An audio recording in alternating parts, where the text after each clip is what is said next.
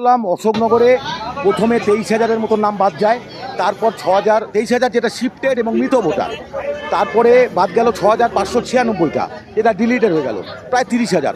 তারপরে দেখছি আপনার 18,117টা নাম আন্ডার এডুকেশান। ঠিক আছে, ভালো কথা। তা আন্ডার এডুকেশানে তারা শুনানিতে জন্য যা কাগজ চেয়েছে তারা দিয়ে এসছে, সব প্রোভাইড করেছে বিএলওর মাধ্যমে। তারপরে দেখা যাচ্ছে একে একে যা দেওয়া হয়েছে, যে ছেলের নাম আছে বাবার নাম নেই, ছেলের নাম আছে মার নাম নেই, আবার মার নাম আছে ছেলের নাম নেই, বাবার নাম আছে ছেলের নাম নেই, আবার 2002 সালে ভোটার আছে তার নাম নেই। এখানে জন্মগ্রহণ করেছে, এখানে পড়াশোনা করেছে, পেনশনের বই রয়েছে, বাবার পেনশনের বই, তার মেয়ের নাম বাদ গেছে। এবং অদ্ভুতভাবে দেখছি যা বাদ গেছে প্রান্তিক মানুষ, তারা ধর্মীয়ভাবে মুসলমান হতে পারে, আদিবাসী হতে পারে, দলিত হতে পারে, তাদের নাম। অদ্ভুত রকমের বিহারেও আমরা লক্ষ্য করেছি, বিহারে যখন এসআইআর হয় তখন আমরা লক্ষ্য করেছি সমস্ত গ্রামের মানে মানে কি বলবো, যে মূর্খ মানুষ, খেটে খাওয়া মানুষ, তাদেরকে বাদ দেওয়া হয়েছে। ঠিক পশ্চিমবঙ্গে সেই একই চক্রান্ত চলছে। এটা একেবারে নির্বাচন কমিশনের সাথে রাজ্য সরকারের কনস্পিরেসি।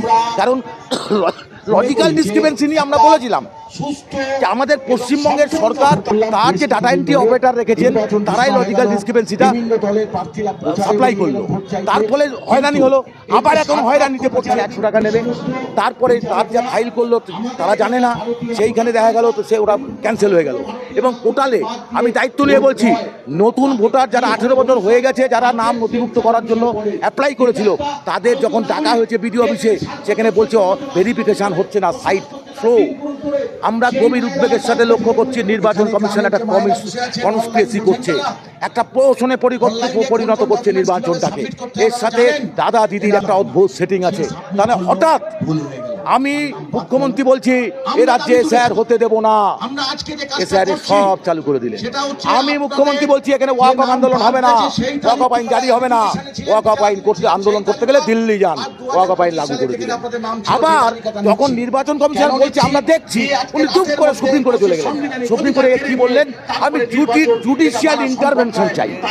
জুডিশিয়াল ইন্টারভেনশন রায় দিয়েছে মানে কি, বিচারকরা ইন্টারভেন করুক।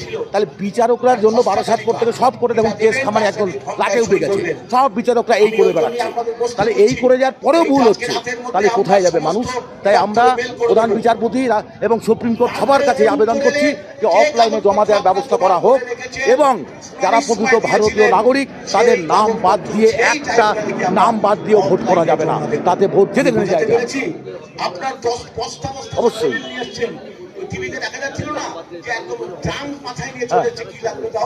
তারা বলছে একটাই কথা, দাদা ভোটের লড়াই পরে, আগে আমাদের অধিকার লড়াই তুমি করো। তাই রাস্তায় নেমেছি আমি, যতক্ষণ পর্যন্ত এদের নাম উঠবে না ততক্ষণ লড়াই থাকবো, প্রয়োজনে ভোটের প্রচারেও থাকবো।